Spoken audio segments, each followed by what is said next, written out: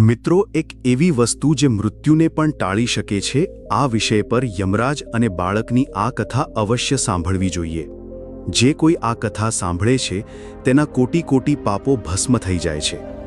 આ કથા સત્ય, ધર્મ અને પ્રેમના અદ્ભુત મહત્વને દર્શાવે છે. એક પુત્ર કેવો હોવો જોઈએ તે આ કથામાં સમજાવાયું છે. મિત્રો, આજની કથા અત્યંત જ્ઞાનવર્ધક અને પ્રેરણાદાયી કથા છે. આ કથા ધ્યાનથી સાંભળી લેશો તો મૃત્યુનો ભય ક્યારેય નહીં સતાવે. તો મિત્રો, તમને નમ્ર વિનંતી છે કે આજની વિડીયોને અંત સુધી જરૂર જુઓ અને વિડીયોને લાઇક શેર કરી અમારી ચેનલને સબસ્ક્રાઇબ જરૂર કરો અને કોમેન્ટ બોક્સમાં જય શ્રી કૃષ્ણ જરૂર લખો. મિત્રો, પૂર્વકાળની વાત છે. એક નાનકડા ગામમાં ઉત્તમ નામનો બાળક પોતાની માતા સાથે રહેતો હતો. તે પોતાના જીવનના પ્રારંભિક વર્ષોમાં જ મુશ્કેલીઓથી ઘેરાયેલો હતો.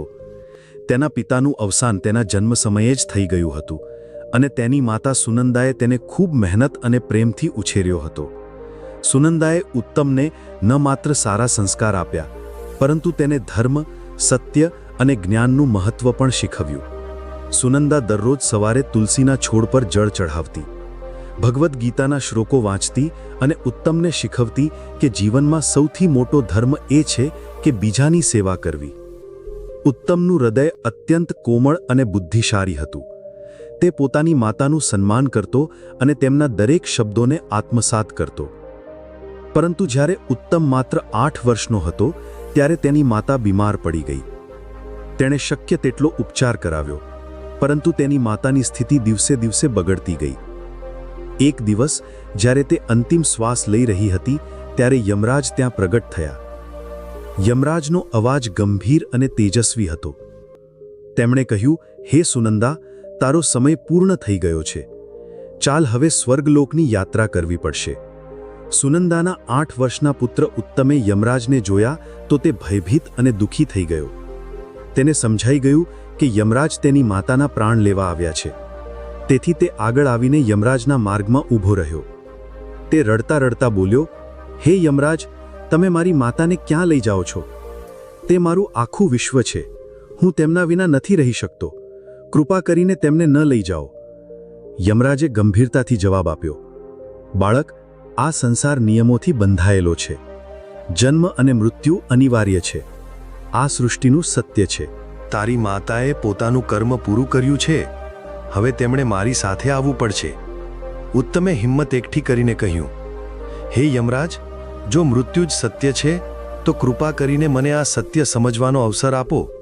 હું તમને કેટલાક પ્રશ્નો પૂછવા માંગુ છું. જો તમે મારા પ્રશ્નોના જવાબ આપી શકો તો હું તમારી વાત માની લઈશ. યમરાજે જોયું કે બાળક ઉત્તમ પોતાની માતાને છોડવા તૈયાર નથી અને તેને રોકવા માટે પોતાની બુદ્ધિનો સહારો લઈ રહ્યો છે.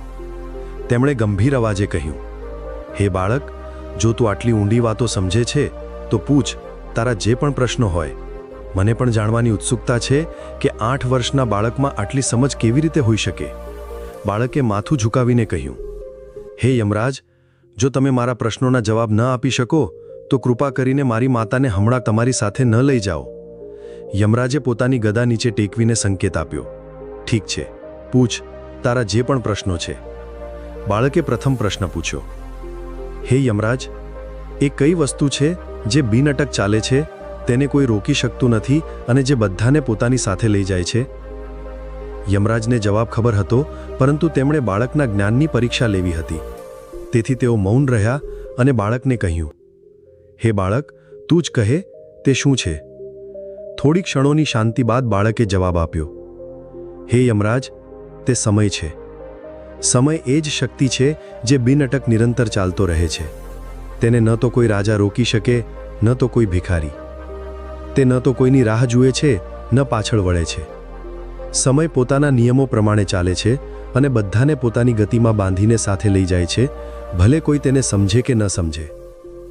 સમયનો પ્રવાહ હંમેશા વહેતો રહે છે. હે યમરાજ, સમય ન તો રાજાને છોડે છે, ન ભિખારીને. તે બાળકોથી લઈને વૃદ્ધો સુધી બધાના જીવનને પોતાના પ્રવાહમાં વહેતું લઈ જાય છે. તેને ન તો કોઈ બાંધી શકે, ન તો કોઈ વાળી શકે. અને સૌથી મહત્વની વાત એ છે કે સમય આપણને શીખવે છે કે દરેક ક્ષણ અમૂલ્ય છે. જે તેને ઓળખે છે તે પોતાના જીવનને ધન્ય બનાવી શકે છે. યમરાજ બાળકના જવાબથી ખૂબ પ્રભાવિત થયા. તેમણે બાળકના જવાબની પ્રશંસા કરી અને આગળનો પ્રશ્ન પૂછવા કહ્યું. બાળકે બીજો પ્રશ્ન પૂછ્યો, હે યમરાજ, એ કઈ વસ્તી છે જે હંમેશા સત્ય છે છતાં દરેકને ડરાવે છે? યમરાજે બાળકને કહ્યું, હે બાળક, તું જ કહે, તે શું છે? બાળકે જવાબ આપ્યો, એ મૃત્યુ છે. મૃત્યુ હંમેશા સત્ય છે. આ સૃષ્ટિનો અટલ નિયમ છે. જે જન્મે છે તે એક દિવસ મૃત્યુને પામે છે. ભલે તે રાજા હોય, રંક હોય, જ્ઞાની હોય કે સામાન્ય વ્યક્તિ. મૃત્યુ બધા માટે અનિવાર્ય છે. પરંતુ આ સત્ય એટલું કઠોર છે કે તેને સ્વીકારવાની હિંમત બહુ ઓછા લોકોમાં હોય છે. મૃત્યુ વિશે દરેક જાણે છે, છતાં દરેક તેને ભૂલવા માંગે છે. જ્યાં સુધી જીવનમાં સુખ અને સમૃદ્ધિ હોય ત્યાં સુધી કોઈ મૃત્યુને યાદ નથી કરતું. પરંતુ જ્યારે મૃત્યુનો પડછાયો નજીક આવે છે ત્યારે દરેક વ્યક્તિ ભયભીત થઈ ઉઠે છે. આ ભય એટલા માટે છે કારણ કે મૃત્યુ એ જીવનનો અંત નથી, પરંતુ જીવનના કર્મોનો હિસાબ છે. મૃત્યુ આપણને આપણા કર્મોનું ફળ આપે છે. આ જ કારણ છે કે જેઓ પોતાના કર્મોમાં સત્ય અને ધર્મનું પાલન કરે છે તેઓ મૃત્યુથી ડરતા નથી, પરંતુ જેઓ પોતાના કર્મોથી પથભ્રષ્ટ થાય છે તેઓ તેનાથી ગભરાય છે. મૃત્યુ અટલ છે કારણ કે તે જીવનનું સૌથી મોટું સત્ય છે, પરંતુ તેને સમજવા અને સ્વીકારવા માટે આત્માનો વિકાસ અને સત્યનો બોધ જરૂરી છે. મૃત્યુ માત્ર એક અંત નથી, પરંતુ એક નવી શરૂઆત છે જે આત્માને તેની આગળની કર્મયાત્રા પર લઈ જાય છે. યમરાજનું મુખ વધુ ગંભીર થઈ ગયું. તેમણે મનમાં વિચાર્યું કે આ બાળક પોતાના સત્ય અને પ્રેમના બળે મૃત્યુના કઠોર સત્યને પણ સ્વીકારી ચૂક્યો છે. આવા જ્ઞાન અને હિંમતની પરીક્ષા લેવી મારા માટે પણ ગૌરવની વાત છે. બાળકે આગળનો પ્રશ્ન પૂછ્યો, હે યમરાજ, એવો કયો સંબંધ છે જે જન્મથી શરૂ થાય છે પરંતુ મૃત્યુ પછી પણ સમાપ્ત નથી થતો? યમરાજે ફરી બાળકને જવાબ આપવા કહ્યું. જવાબ આપતા બાળક બોલ્યો, એ માતા અને પુત્રનો સંબંધ છે.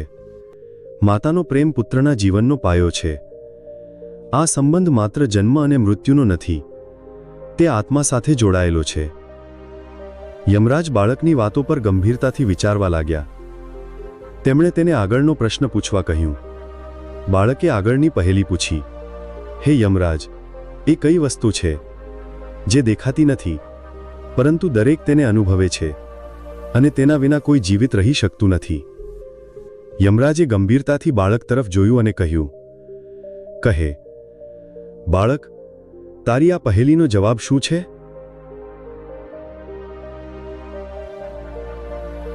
જવાબ આપતા બાળકે કહ્યું, હે યમરાજ, એ પ્રેમ છે. પ્રેમ એ શક્તિ છે જે દેખાતી નથી, પરંતુ દરેક તેને પોતાના અંતરમાં અનુભવે છે.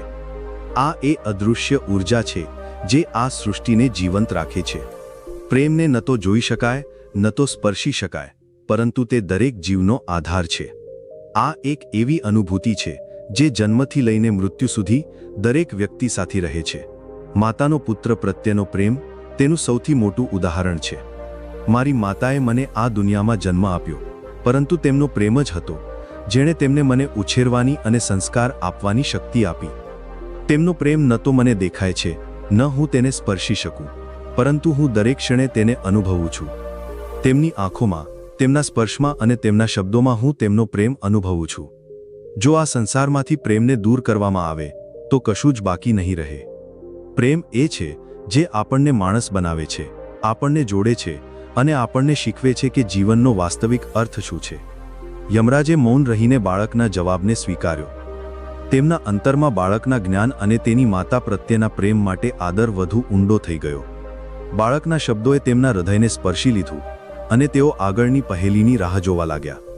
બાળકે આગળનો પ્રશ્ન પૂછ્યો, હે યમરાજ, એ કઈ વસ્તુ છે જે એકવાર તૂટી જાય પછી ફરી પહેલા જેવી નથી થતી? યમરાજે બાળક તરફ જોયું અને કહ્યું, તું જ કહે બાળક, તે શું છે? જવાબ આપતા બાળક બોલ્યો, એ વિશ્વાસ છે. જો વિશ્વાસ તૂટી જાય તો તેને ફરી મેળવવું અત્યંત મુશ્કેલ છે. માતા અને પુત્રના સંબંધમાં વિશ્વાસ સૌથી મહત્વનો છે. માતા પોતાના પુત્ર પર વિશ્વાસ રાખે છે કે તે તેની આપેલી શિક્ષાઓનું પાલન કરશે, તેના પ્રેમ અને ત્યાગનું સન્માન કરશે. તેવી જ રીતે પુત્ર પોતાની માતા પર વિશ્વાસ રાખે છે કે તે તેના દરેક સુખ દુઃખમાં સાથ આપશે. આ વિશ્વાસ જ તેમના સંબંધને અતૂટ બનાવે છે. હે યમરાજ, વિશ્વાસ માત્ર સંબંધો સુધી સીમિત નથી, તે જીવનનો આધાર છે. જો મનુષ્ય પોતાના ઈશ્વર પર, પોતાના ધર્મ પર કે પોતાના પર વિશ્વાસ ગુમાવે તો તેનું જીવન અંધકારમય બની જાય છે. વિશ્વાસ એ જ શક્તિ છે જે આપણને દરેક મુશ્કેલી સામે લડવાની હિંમત આપે છે. બાળકનું જ્ઞાન જોઈને યમરાજ પ્રસન્ન થયા. તેમણે મૌન રહીને બાળકના જવાબને સ્વીકાર્યો. તેમના મનમાં આ વિચાર વધુ પાકો થયો કે આ બાળક માત્ર પોતાની માતા પ્રત્યેના પ્રેમ અને કર્તવ્યથી પ્રેરિત નથી, પરંતુ જીવન અને સત્યના મૂળ સિદ્ધાંતોને પણ સમજવામાં સક્ષમ છે. યમરાજ બાળકની આગળની પહેલીની રાહ જોવા લાગ્યા.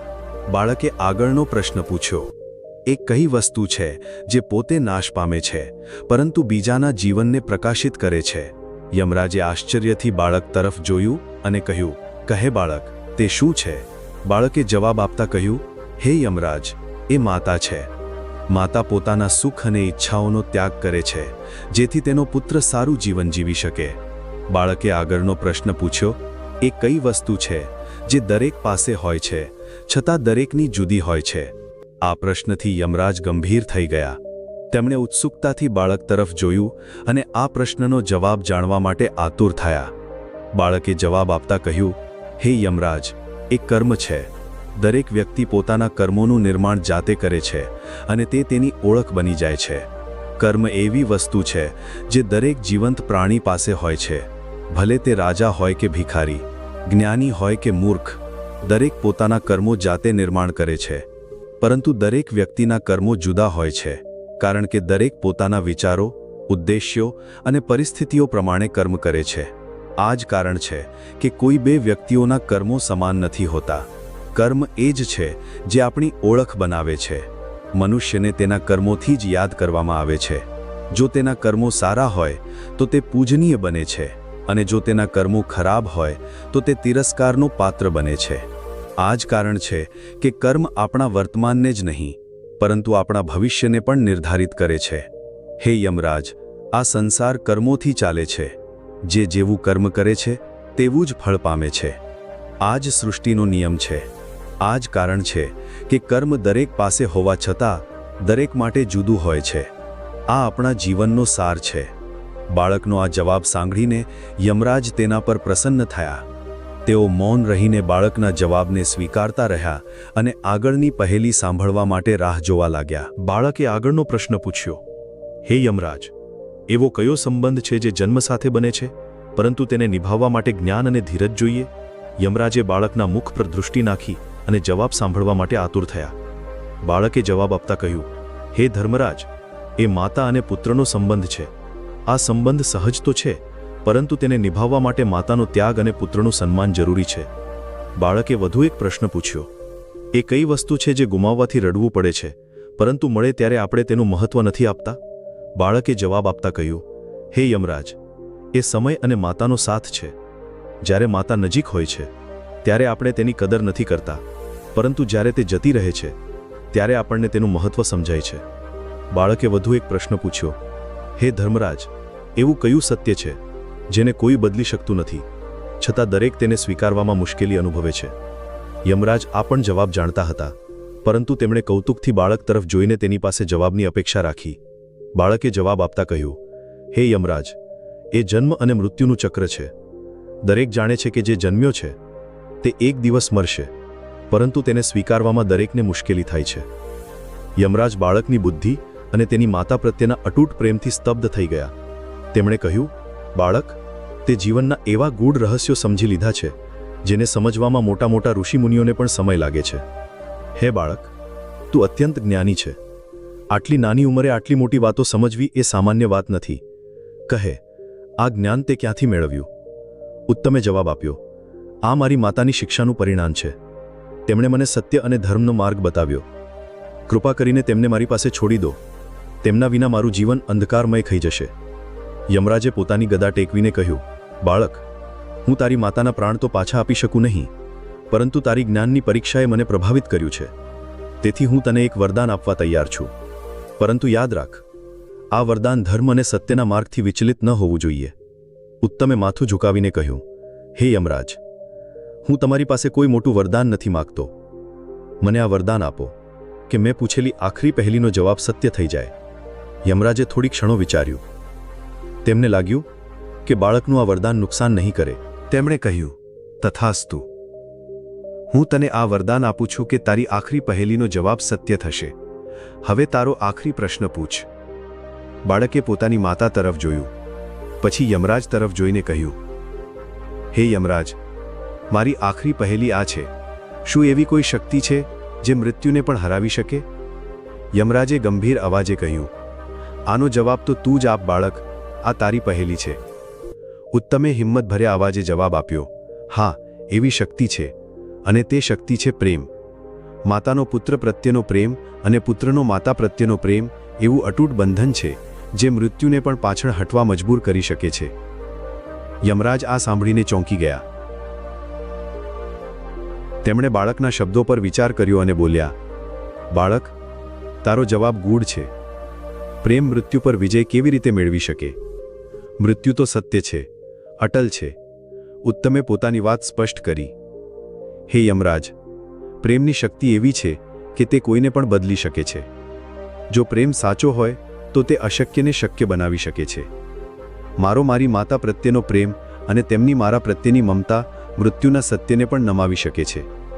તમે મને વરદાન આપ્યું છે કે મારી આખરી પહેલીનો જવાબ સત્ય થશે. હવે મારો આ જવાબ સત્ય કરો. યમરાજ આ સાંભળીને ગહન ઉલઝનમાં પડી ગયા. તેમણે વિચાર્યું, મેં બાળકને વરદાન આપ્યું છે અને હવે મારે તેનો જવાબ સત્ય કરવો પડશે. જો હું તેની માતાને પાછી નહીં લાવું તો આ મારા પોતાના વચનનો ભંગ થશે. યમરાજે અંતે કહ્યું, હે બાળક, તારો પ્રેમ અને તારી બુદ્ધિએ મને પરાસ્ત કરી દીધો છે. હું ધર્મનું પાલન કરું છું અને મારા વચનથી પાછળ નથી હટતો. તારી માતાની આત્મા તને પાછી આપું છું. આ પ્રેમની જીત છે. યમરાજે પોતાના શક્તિશાળી ત્રિશૂળથી એક જ્યોતિ ઉત્પન્ન કરી અને સુનંદાની આત્માને તેના શરીરમાં પાછી પ્રવેશ કરાવી. સુનંદાએ ધીમે ધીમે આંખો ખોલી અને પોતાના પુત્રને જોયો. તે આંસુથી ભરાઈ ગઈ અને તેને ગળે લગાડ્યો. યમરાજે બાળકને કહ્યું, હે બાળક, તારા પ્રેમે એ સાબિત કરી દીધું કે સાચો પ્રેમ મૃત્યુ કરતાં પણ મોટો છે. પરંતુ યાદ રાખ, આ પ્રેમ ત્યારે જ અસરકારક થાય છે જ્યારે તે નિસ્વાર્થ અને પવિત્ર હોય. હવે હું તને અને તારી માતાને આશીર્વાદ આપીને પ્રસ્થાન કરું છું. ઉત્તમે યમરાજને પ્રાર્થના કરી, હે દેવ, મારા પિતાએ જે પણ પાપ કર્યા હોય તેના માટે હું ક્ષમા માંગુ છું. હું તેમના પિતૃઋણને ચૂકવવા માંગુ છું. કૃપા કરીને તેમને પણ મુક્તિ આપો. યમરાજે ઉત્તમની પ્રાર્થના સ્વીકારી અને તેના પિતાની આત્માને પણ સ્વર્ગે મોકલી. સુનંદાએ સ્વસ્થ થઈને પોતાના પુત્રને ગળે લગાડ્યો. યમરાજે આશીર્વાદ આપ્યો, હે બાળક, તું હંમેશા ધર્મ અને સત્યના માર્ગે ચાલશે. તારું જીવન પ્રેરણાદાયી બનશે. તારી ભક્તિ અને જ્ઞાન આ સંસારને પ્રકાશિત કરશે. આ રીતે ઉત્તમે પોતાના માતા પિતા બંનેને પાછા મેળવ્યા અને તેનું જીવન એક પ્રેરણાદાયી ઉદાહરણ બની ગયું. આ કથા આપણને શીખવે છે કે પ્રેમ, સત્ય અને ધર્મ હંમેશા વિજયી થાય છે. જીવન અને મૃત્યુ તો સૃષ્ટિના નિયમો છે, પરંતુ યોગ્ય કર્મ અને જ્ઞાનથી આપણે આપણા જીવનને અર્થપૂર્ણ બનાવી શકીએ છીએ. તો મિત્રો, આ કથા તમને કેવી લાગી? કમેન્ટ કરીને અવશ્ય જણાવો. જો માહિતી સારી લાગી હોય તો વિડીયોને લાઇક કરો અને કમેન્ટમાં જય શ્રી કૃષ્ણ અવશ્ય લખો.